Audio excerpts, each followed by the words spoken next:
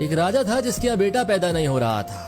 اسے کسی نے صلاح دی کہ آپ ہی کے راج میں کسی چھوٹے بچے کی بلی چڑھا دیجیے, آپ کے یہاں بیٹا پیدا ہو جائے گا.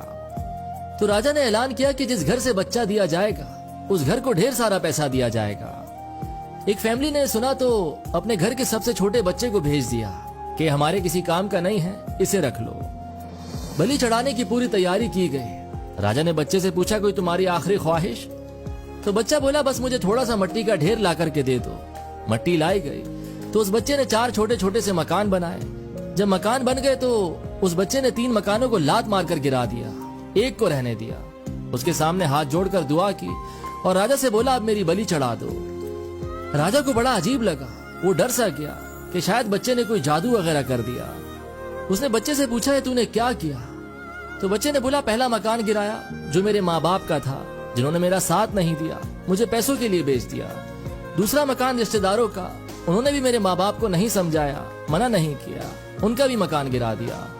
تیسرا آپ کا تھا, آپ کا تو کام ہے لوگوں کا خیال کرنا, ان کی حفاظت کرنا, پر آپ نے تو میری بلی چڑھانے کی سوچ لی تو آپ کا بھی محل گرا دیا. چوتھا میرے خدا کا گھر ہے, ان کے سامنے ہاتھ جوڑ کر کہہ دیا ہے کہ اب سب تو سنبھال لینا.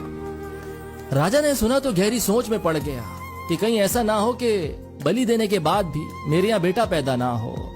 تو اس نے نم آنکھوں کے ساتھ روتے ہوئے اس بچے کو اپنے گلے سے لگا لیا اور اسے اپنا ہی بیٹا تسلیم کر لیا.